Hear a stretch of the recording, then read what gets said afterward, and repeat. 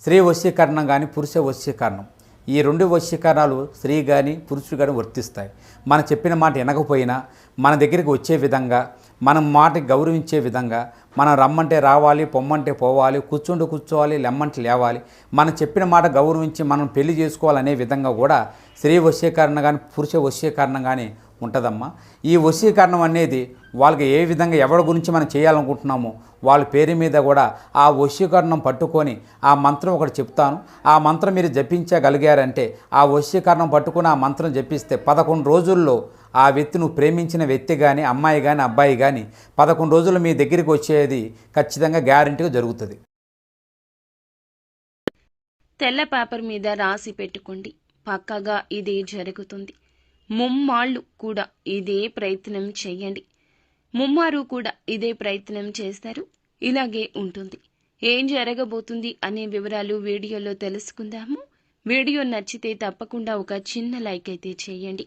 మీ like మాకు ఎంతో సపోర్టుగా ఉంటుంది.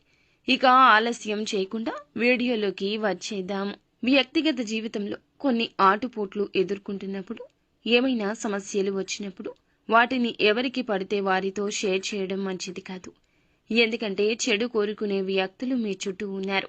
మీ జీవితంలో ఎటువంటి సమస్యలు వచ్చినా వారు ఆనందిస్తారు. మీరు బాధతో వాటిని వారితో షేర్ చేసుకున్నా సరే, వాటిని చూసి సంతోషిస్తారు. ఆ యొక్క బాధను చూసి సంతోషపడతారు తప్పితే బాధపడరు. అయితే మీ యొక్క జీవితంలో అనేక రకాల అనర్థాలు తెచ్చిపెడుతుంటారు.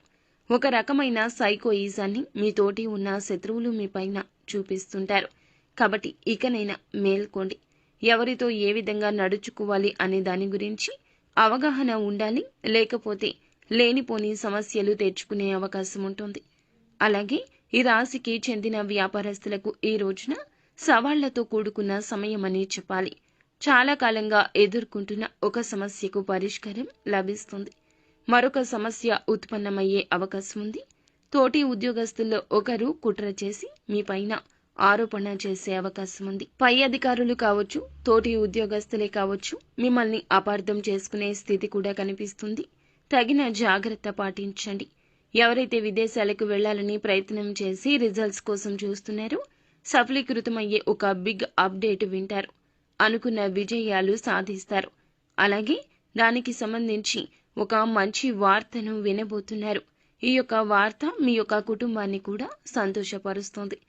తోబుట్టువులతో కానీ, సంతానంతో కానీ, కుటుంబ సభ్యులతో కానీ విభేదాల కారణంగా దూరంగా ఉంటుంటే వారితో ఉన్న విభేదాలు పరిష్కరించుకునే ఒక అవకాశం ఈ రోజు వస్తుంది. ఆ అవకాశాన్ని పరమశివుడే ఇవ్వబోతున్నాడు. అవకాశాన్ని సద్వినియోగం చేసుకోండి. మీ యొక్క బాధ మొత్తం పోతుంది. అలాగే ఎవరైతే పోటీ పరీక్షలకు సిద్ధపడుతున్నారో, ఈ మధ్య కాలంలో కొన్ని డౌట్స్ ఉంటే కనుక క్లారిటీ చేసుకునే విధంగా ఉపాధ్యాయుల యొక్క ఖచ్చిత సపోర్ట్ అనేది కలగబోతుంది. మీ యొక్క అనుమానాలు నివృత్తి చేసుకునే ఈ సదవకాశం వారి వద్ద నుంచి, వారి మద్దతు నుంచి కలగబోతుంది. అవకాశాన్ని ఉపయోగించుకోండి. నూతన వ్యాపార పెట్టుబడి కోసం, లేదా ఏదైనా రుణం తీర్చడం కోసం, లేదా ఏదైనా కష్టంలో ఉంటే డబ్బు ఆకస్మికంగా చేతికి అందే అవకాశం ఉంది. లోన్స్ శాంక్షన్ కావడం కావచ్చు. మీరు చేస్తున్న ప్రయత్నాల రీత్యా ఫలప్రదమైన ఫలాలు దక్కబోతున్నాయి. ఖచ్చితంగా డబ్బు సమకూర్చుకుంటారు. అలాగే ఈ రాశి వారు ఎవరైనా సరే చాలా రోజులుగా అనారోగ్య సమస్యలతో ఇబ్బంది పడుతుంటే ఉపశమనం లభించే అవకాశం ఉంది. కొంతమంది వ్యక్తులు ఈ యొక్క ఉపశమనాన్ని సూచించే అవకాశం ఉంది. రాజకీయ నాయకులకు గాని, మంచి రంగాల్లో ఉన్న వారికి గాని సమయం బాగా కలిసి వస్తుంది.